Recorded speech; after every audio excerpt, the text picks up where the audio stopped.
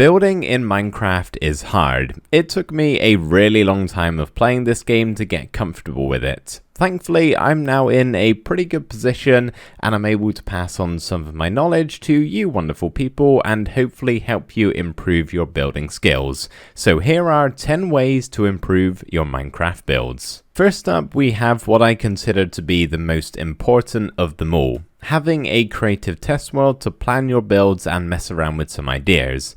Being able to have access to every single block in the game is super helpful when it comes to building, not to mention the ability to fly and instantly break blocks too.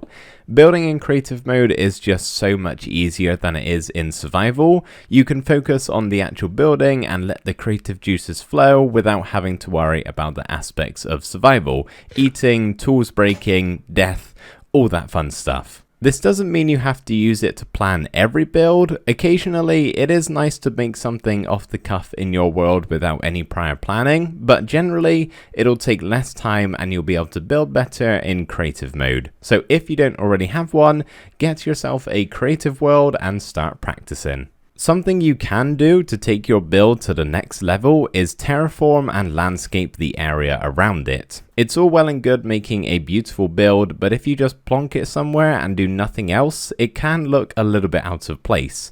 Now, this doesn't mean you have to construct a giant mountain range behind it and build thousands of custom trees all around. You could, it would look awesome, but that is a lot of work. Instead, it may just mean something as simple as cleaning up the ugly parts of the generated land, changing up the texture in the terrain, growing some regular Minecraft trees, adding in a pond here and there, or even just spamming some bone meal can help. All you're trying to do is integrate your build into the Minecraft world so it looks like it belongs. Now, as I said, you can turn a simple Minecraft build into a huge terraforming project. If you can do it well, there's no doubt it's going to look better than regular terrain. But ever since 1.18, there is some seriously amazing generation that takes place in a world. So if you're not up for a mammoth terraforming task, just make sure you take the time to scout out a good spot to build in your world. The setting around it is just as important as the build itself. Next up, we're going to talk about depth. Now, this is something that can greatly improve the look of your build. Take a glance at this comparison. Here we have the front of a house with next to no depth added in, and here we have that same house with much more depth. Really, all we're doing is pushing parts of the build back by 1 or 2 blocks. You can always go further back than that, but it might start to look a little bit strange unless you're building on a much bigger scale. For a small and simple house, I'd recommend adding in a frame of sorts, and then where you want to have your windows, that is where you can add in the depth. You can also smooth out that transition by adding in some stairs, slabs and trapdoors like so. You don't really want a harsh change in depth, it needs to be a bit more gradual. Even just doing something as simple as using glass panes instead of full glass blocks and then placing some stairs either side can make a huge difference. Lastly, something else you can do is make sure you have an overhang on your roof and it isn't just flat with the rest of the build. All of these tricks combined can create a much better looking house. Choosing which blocks to use in your build is super important. You want to try and use a wide range of different blocks instead of just sticking to a handful. This is another time when that creative world is going to come in really handy because you can test out what blocks look good together and what blocks don't. I would encourage you to try branching out a little bit and maybe use some blocks that might not be so obvious at first. In my survival world at the moment, I'm really trying to build with some unusual block palettes for my builds, and it's been really fun. Also, make sure you're using the Minecraft blocks to their full potential. If a block has stairs, slabs, walls and trapdoors, as well as other variants, use those too. Finally, try and use some blocks that complement each other instead of just using some that look similar. Basically, have a play around with what you think looks good.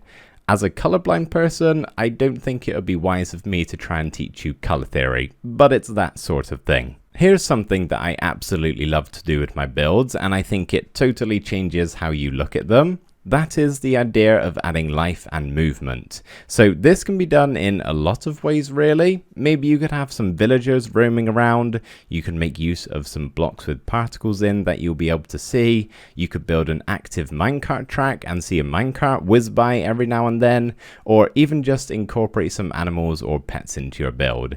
This game is very static in nature. You can't really get much to move around. So when you're looking at a build and you see something move or change, it really grabs your attention and can make the build feel much more alive. There's many more things in this game that I didn't mention that you can add into your build to get a bit of movement. Just have a think at what isn't necessarily a building block, but can still be a part of the build. That isn't the only way you can get your build to have a sense of life. You can also build things that are in motion, if that makes sense. For example, a rocket mid-flight with the plume shooting out from underneath. Another way you can add life is to make small details around your build that almost tell a story and make it seem lived in. Maybe there's a small campsite that some travelers once stayed in, or possibly some sort of ruined structure that's decayed over thousands of years. Hopefully you get the idea. You're basically just adding lore into your world. Sometimes when we build in Minecraft, it can look sort of plain and boring. This is when the idea of texturing comes in. So let's say you're making a stone tower.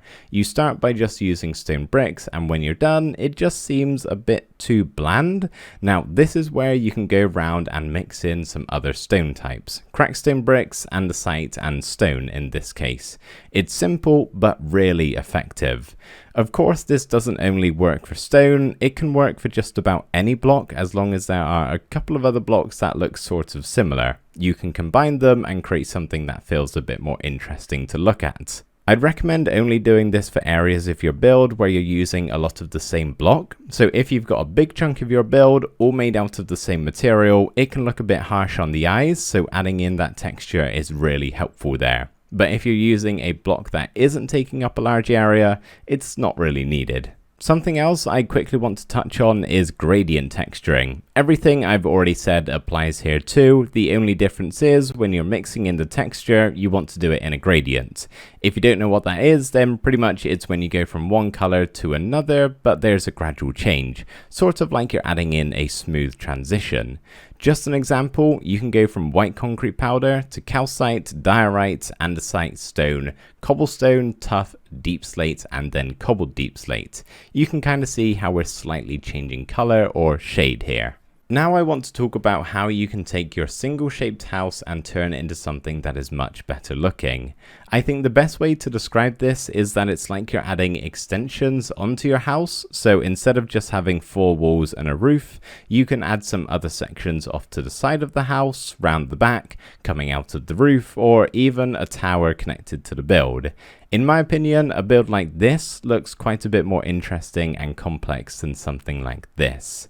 When you're designing a build of this nature, I find it's easier to start with one part of the build and gradually add on the other extensions, as we're calling them, until you get to a point that you're happy with. Sometimes it may mean taking a step back and looking at what parts of the build feel like it's missing something. The next tip is getting a good mix of looks and function. You want to try and strike a good balance between those two in your buildings, especially if you're going to be living inside of it. So depending on your playstyle, you may fall either side of that spectrum. Perhaps when building, you just want your house to look pretty, so all the functionality kind of goes out the window, which may make living in there kind of difficult.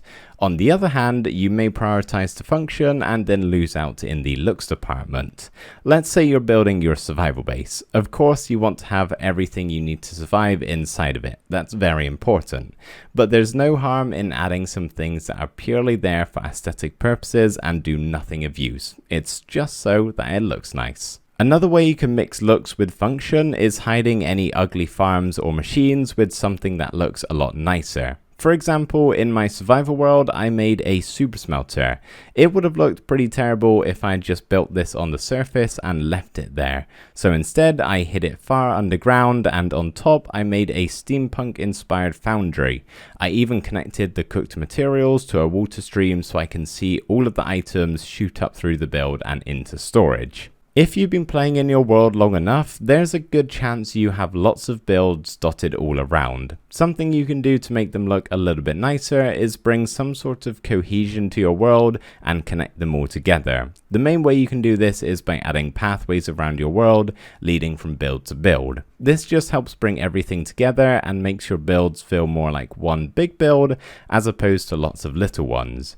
Even if something you've built is really far away, it can be quite enjoyable to build a long dirt road that you can walk to and from on. You can also use the idea of terraforming and landscaping to achieve this connection. Having all of your builds be surrounded by similar custom terrain certainly makes it feel like one and the same. The final tip I want to tell you guys is detail your builds. This is a really important aspect of building that can take your house from looking a little bland and boring to super interesting and elaborate. Now, I could talk forever about all of the different types of detailing you can add to your builds. So instead of making this video go on for much longer than it needs to, all I'm going to do is get some footage of the details in my builds from my other worlds and show them to you like I have been here. Hopefully most of them are fairly self-explanatory so you can understand what it is that I've built and get some ideas that way. I think it's best to add in all of the details as a final step for your build. So once you've gotten the main build in place, you go around and add in all of the little bits of detail that just ties everything together. So there we go everybody, those are 10 ways to improve your Minecraft building. I really hope this video has helped you out, but if you feel like you could use some more pointers, then you can check out my 100 building tips and tricks video that hopefully should be on the screen now. It covers quite a lot more than this video does. 10 times the amount actually. Now, one thing I quickly want to mention is that everything I've said in this video isn't necessary. You don't have to incorporate these tips into your playstyle to make your builds good. Every Minecraft build is good so long the person making it thinks so. All what I've said in this video and will continue to say in my other videos are simply just tips. As long as you're having fun and enjoying building, that's all that really matters. But thank you ever so much for watching this video. I hope you enjoyed and I will see you next time. Bye for now.